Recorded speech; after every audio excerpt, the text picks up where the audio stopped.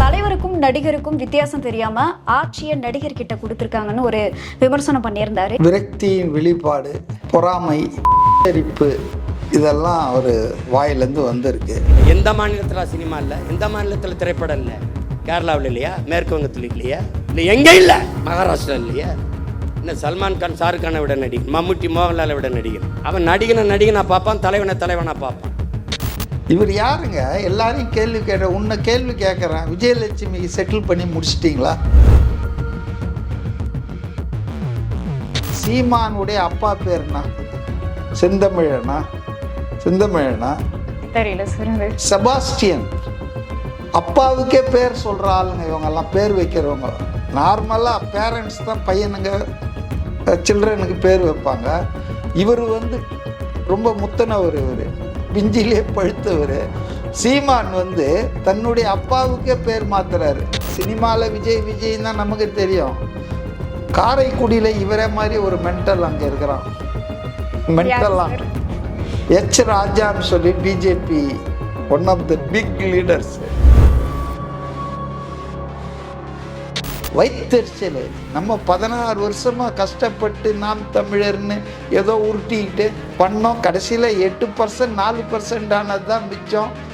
காரைக்குடியில் சொந்த ஊர்னு போய் நின்னார். வின்னர் ரன்னர்னு ஆனால் பரவாயில்ல. இவர் டெபாசிட்டே இல்லாமல் 4வது இடத்துக்கு போனாருங்க. சொந்த ஊர் மக்களை இவர் சரியாக புரிஞ்சு வச்சுருக்காங்க. இப்போ டிஎம்கேவுடைய சரோகேட் ஆகிட்டார் அவர். டிஎம்கேவுடைய பெய்டு ஏஜென்ட் மாதிரி. இவர் காசை வாங்கிட்டு கூவுன்னு கூவினார். கட்சி தலைமைகள் சந்தர்ப்பவாதமாக பொது வேட்பாளர் அப்படி இப்படின்னு பஜனை பண்ணலாம். ஆனால் ஆர்டினரி பீப்புள், ஓட்டர்ஸ், கட்சியில் இருக்கிற அடிமட்ட தொண்டர்கள்லாம் they will see through the game. இவனை போய் சட்டசபைக்கு அமிச்சோம்னா சட்டசபை நாரி போயிடும்னு தெரியும். டேய், இதெல்லாம் நான் சாதிச்சு காட்டிட்டு சாகலைன்னா நான் பிரபாகரன் மகன்லடா.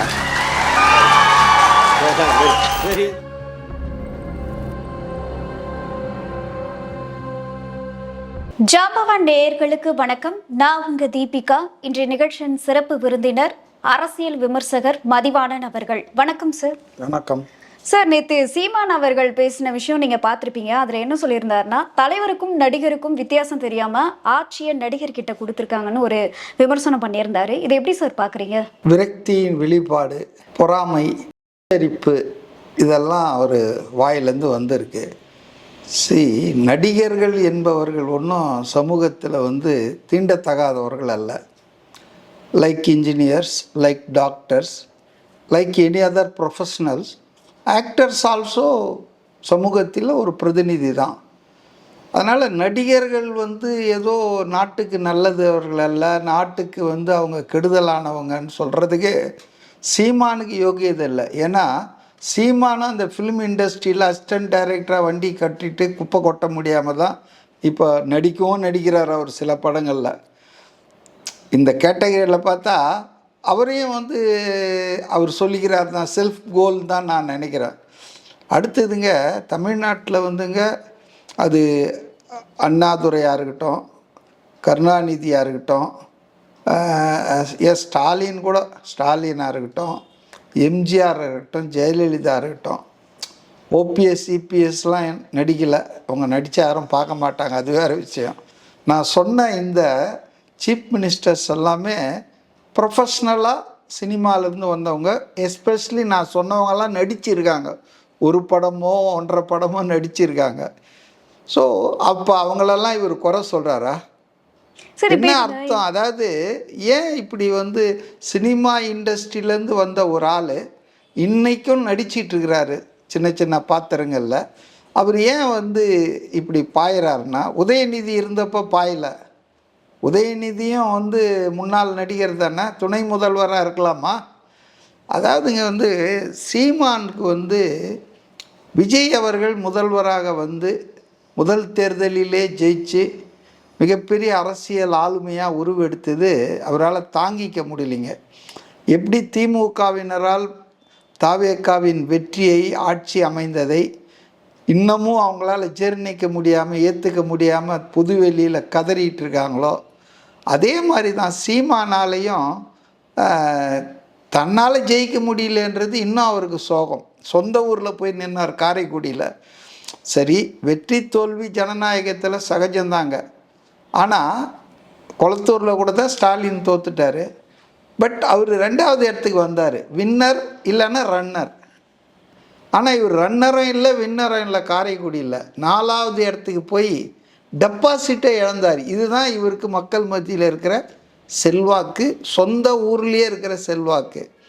அப்போ இவர் விஜய் போன்றவர்கள் 2.5 வருஷத்தில் 2 தொகுதியில் நின்று, சென்னை திமுகவின் கோட்டை என்று சொல்லப்பட்ட பெரம்பூரில் நின்று, திருச்சி KN நேருடைய பாக்கெட் பாரோ நாங்கள், அன்பில் மகேஷ் KN நேரு அவங்க ஆளுமையில் இருக்கு டெல்டா திருச்சி, நாங்கள் அங்கே போய் நின்று 2லையும் ஜெயித்தார்.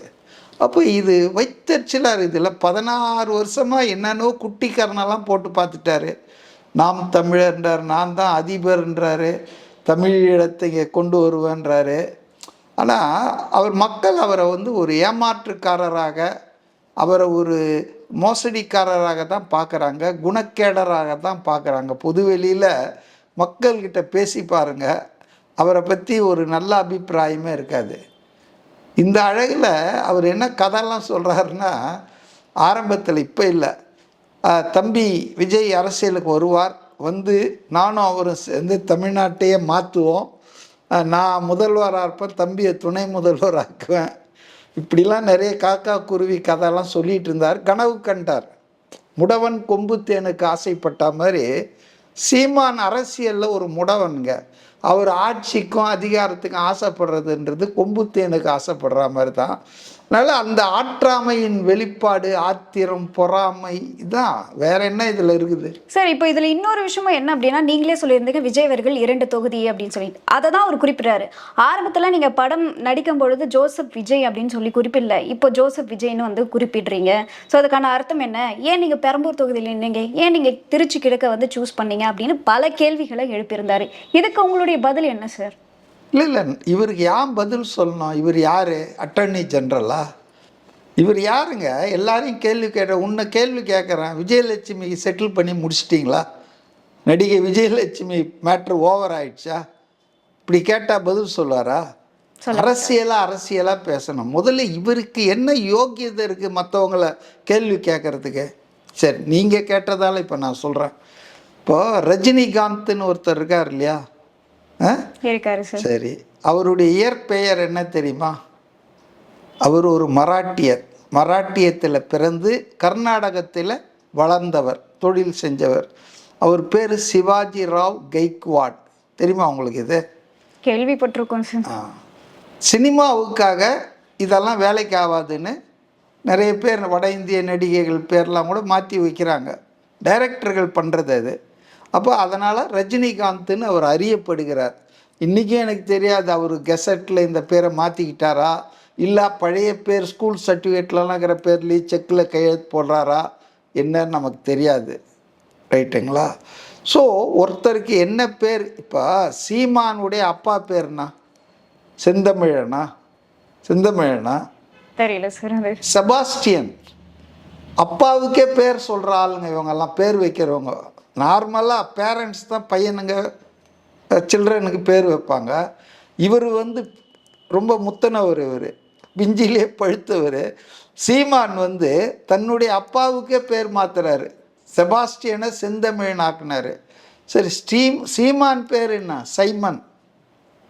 சைமன் என்ற பேரை சீமான் மாற்றிக்கினார். அது அவருடைய உரிமை, விருப்பம். ஆனால் அப்பா பேரை போடலாமாங்க?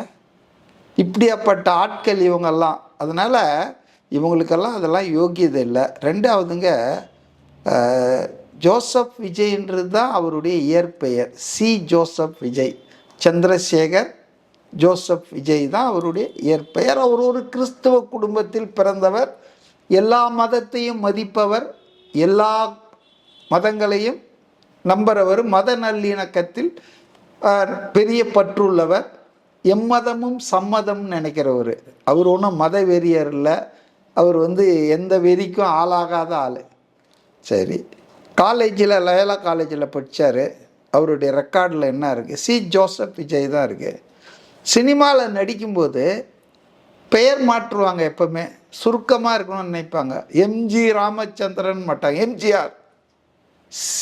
சிவாஜி கணேசன் பேரே கணேசன் தான், தெரியுமா உங்களுக்கு? சிவாஜி கணேசன் எப்படி எல்லாரும் சொல்கிறோம்? சிவாஜின்ற ஒரு பாத்திரத்தில் சிவாஜி கேரக்டராக நடித்தார். எந்த சிவாஜி? ரஜினி நடித்தார் அந்த சிவாஜி இல்லை, மராட்டியத்தில் சிவாஜி. அந்த பாத்திரத்தில் எனக்கு நினைவு என்னன்னா, அண்ணா எழுதிய ஒரு நாடகத்தில் சிவாஜி கேரக்டரில் நடித்தார். அவர் பேர் கணேசன் தான். யாராவது கணேசன்னு சொல்கிறோமா? சிவாஜி கணேசன்றோம். இல்லை சார். ஜெமினி கணேசன்றது என்ன அவங்க அப்பா அம்மா வச்ச பேரா? 2 கணேசன் இருக்கிறதால டிஃப்ரென்ஸை, ஒருத்தர் சிவாஜி கணேசன், ஒருத்தர் ஜெமினி ஸ்டுடியோவில் ஒர்க் பண்ணார், அதனால ஜெமினி கணேசன்னாங்க. சரி, இதெல்லாம் வந்துங்க அவங்களுடைய சொந்த வெறுப்புங்க. இப்போ சீமான்னு யாருங்க? இமிக்ரேஷன் அத்தாரிட்டியா? இந்த கேள்வியெல்லாம் கேட்க இவருக்கு யார் உரிமை கொடுத்தது? ரைட், நமக்கெல்லாம் விஜய்ன்னு தான் தெரியும், விஜய் ரசிகர்களுக்கு தளபதின்னு தெரியும். இப்போ தமிழ்நாட்டு மக்களுக்கு மாண்புமிகு முதலமைச்சராக தெரியும். இது விஜயினுடைய வளர்ச்சி. சரி, விஜய் ஜோசப் விஜய்னு ஏன் இப்போ போடுறாருன்னா, அஃபிஷியல் ரெக்கார்டில் இருக்கிறது தான் எலெக்ஷன்லலாம் தெரிவிக்கணும். புரியுதுங்களா? இது எப்போ வெளியே வந்ததுன்னா, சினிமாவில் விஜய் தான் நமக்கு தெரியும். காரைக்குடியில் இவரே மாதிரி ஒரு மென்டல் அங்கே இருக்கிறான், மென்டலான் எச் ராஜான்னு சொல்லி, BJP one of the big leaders. அந்த ஆள் கேவலமாக இந்த மதங்களின் பெயரால், பிஜேபியோ மதவாத கட்சி தானே, மத வேற்றுமையை தூண்டி விட்டு மதங்களின் பெயரால் மக்களை பிரித்தாளும் கட்சி தானே அது. ஸோ அந்த ஆள் தான் முதல் முறையாக பப்ளிக்கில் அவருடைய அந்த ஆதார் கார்டோ ஏதோ ஓட்டர் ஐடியோ போட்டு ஏதோ இவர் பேசிட்டாருன்றதுக்காக கத்தி படத்துலேயே ஏதோ ஒரு படத்தில் மத்திய அரசை விமர்சனம் பண்ணியிருப்பார். சரியா எனக்கு நினைவில், கத்திலையா மெர்சல்லையான்னு. அப்போ டக்குன்னு ஜோசப் விஜய் அப்படின்னு அவரை ஏதோ கிண்டல் பண்ணுறதாகவும் அவரை அவமானப்படுத்துறதாகவும் அவர் ஒரு கிறிஸ்துவர் என்று தமிழர்களுக்கு அடையாளப்படுத்துறதுக்காகவும் பண்ணார். அவர் இதெல்லாம் தாண்டி ஒருத்தர் வீட்லேயும் உக்காந்துட்டு இருக்கிறாரு. அவர்கிட்ட போய் இப்போ நீங்கள் போய் அவர் கிறிஸ்துவர் முஸ்லீமு எதை சொன்னாலும் எடுபடாது. But it was a crude attempt by a BJP leader by name H Raja of same Karaikudi. Seeman எல்லாம் ஒரே செட்டப், ஒரே லெவல் எஜுகேஷன்லாம் இருக்காங்க. ஸோ அந்த நபர் சொல்லி தான் பப்ளிக்கில் ஆனால் அதுதான் அவருடைய பெயர். இப்போ நயன்தாரா பேர் அது கிடையாது, தெரியுமா? என்ன வேற ஏதோ ஒரு பேர், தயானா.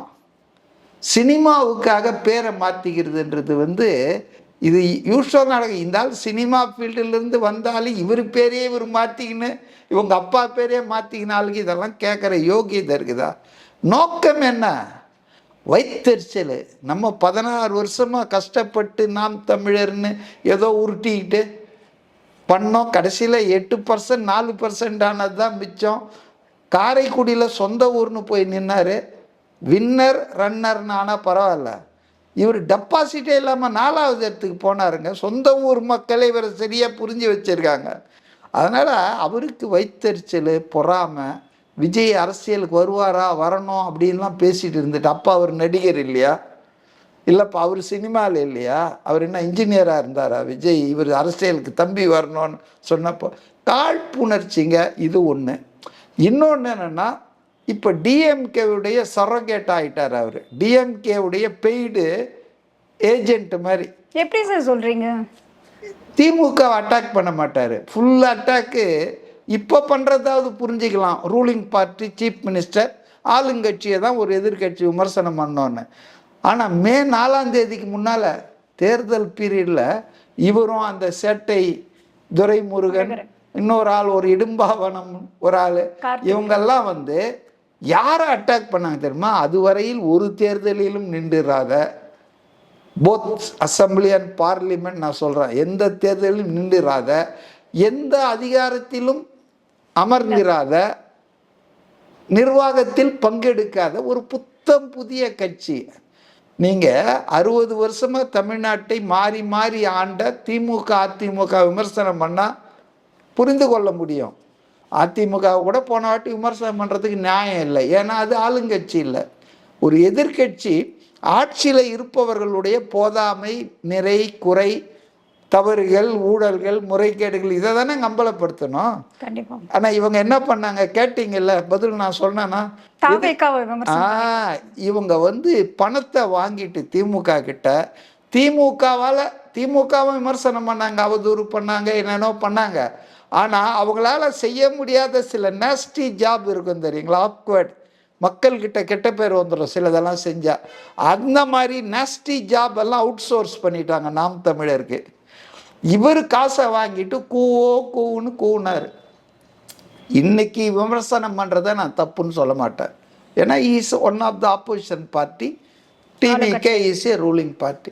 ஆனால் மே 4க்கு முன்னால் பண்ணிட்டு இருந்தீங்களா, மாதக்கணக்கில் வருஷக்கணக்கில், ஏன் உங்களுக்கு என்ன நோக்கம் புரியுதா உங்களுக்கு? So they acted like DMK agent and now also they are proxy. அதனால தான் கொலவெறியில் காத்துட்டு இருக்கிறாராம் எப்போ சட்டமன்ற இடைத்தேர்தல் வருதுன்னு. கொலவெறியில் எல்லாம் சொந்த ஊர்லேயே உங்களுக்கு இப்போ டெபாசிட் போச்சு, ஜெயிப்பீங்களா? 2 விஷயம்.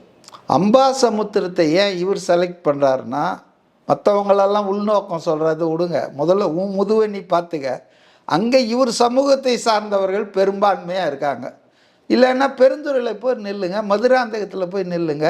எவ்வளோ தொகுதி இருக்கு? 7 தொகுதி. திருச்சி கிழக்கில் நீங்கள் நில்லுங்களா? முதல்வர் ஆனவர் நான் வந்து தோக்கடிச்சிட்டேன், அவர் தொகுதியில் நான் ஜெயித்தேன்னு சொல்லுங்களேன். செய்ய மாட்டார். ஏன்னா அவர் டெபாசிட் காலி ஆகிடும். ஸோ அப்படி நாம் தமிழர் அது இதெல்லாம் சொல்லிட்டு ஜாதி பக்கம் போகிறாரு, அம்பாசமுத்திரம் பக்கம் போகிறாரு. ஆனால் அந்த சமுத்திரத்துலேயே அவர் மூழ்கிடுவார், அதில் ஒன்றும் சந்தேகம் இல்லை. இப்போ இது ஒன்று. 2வது நான் பேசுகிறேன்னா, பொது வேட்பாளராக ஆக போகிறாராம். நீ எப்படி பொதுவாக? திராவிடத்துக்கும் தமிழ் தேசியம்தான் இரு கண்கள்னு சொன்ன விஜயை லாரியில் அடித்து சாவேன்னு, இந்த பக்கம் இல்லை இன்னும் அந்த பக்கம் இல்லை. அதாவது அந்த மாதிரி முரண்பாடாம், ஒருத்தர் சேரவே முடியாது, தண்டவாளம் மாதிரி. இப்போ எப்படிடா எல்லாரும் ஒன்றா சேர்றீங்க? ஆனா அது ஒரு ஆதரவு தானே கொடுக்குறாங்க. அது எப்படிங்க? என் எதிரி வந்து நான் எதிர்க்கிற ஆள் என்னை ஆதரிச்சா ஓகேவா? இது சுயநலம், சந்தர்ப்பவாதம். இன்னைக்கு மற்ற எல்லார் ஓட்டையும் வாங்கி தான் எம்எல்ஏ ஆயிடலான்னு கனவு காண்றாரு. அந்த கனவு ஒருபோது நிறைவேறாது. கட்சி முடியெடுத்தால் கூட கட்சிக்காரன் இவருக்கு ஓட்டு போட மாட்டான். அந்த அளவுக்கு பேச்சு பேசியிருக்காரு இவர். திமுக அதிமுகலாம் இவருக்கு ஓட்டு போட்டுருவாங்களா? கட்சி தலைமைகள் சந்தர்ப்பவாதமாக பொது வேட்பாளர் அப்படி இப்படின்னு பஜனை பண்ணலாம். ஆனால் ஆர்டினரி பீப்புள், ஓட்டர்ஸ், கட்சியில் இருக்கிற அடிமட்ட தொண்டர்கள்லாம் they will see through the game. இவனை போய் சட்டசபைக்கு அமிச்சோம்னா சட்டசபை நாரி போயிடும்னு தெரியும். அதனால் வந்து அவர் வந்து இப்போதைக்கு ரொம்ப விரக்தியில் இருக்கார், பொறாமையில் இருக்கார். அதனால் விஜய் மேலே இப்படிலாம் அட்டாக்லாம் பண்ணுறாரு, அவ்வளோதான், வேற ஒன்றும் இல்லை.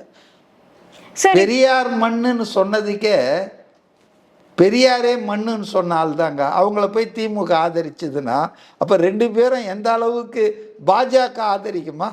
கண்டிப்பாக ஆதரிக்காது. பொது வேட்பாளர்னா எல்லாரும் ஆதரிக்கிற வேட்பாளர் தானே. அப்போ நான் ஜெயிக்கிறதுக்கு யார் வேணாலும் ஓட்ட போடுங்க, நான் வாங்கிக்கிறேன். என்ன அரசியல் இது? கேவலமான அரசியல்.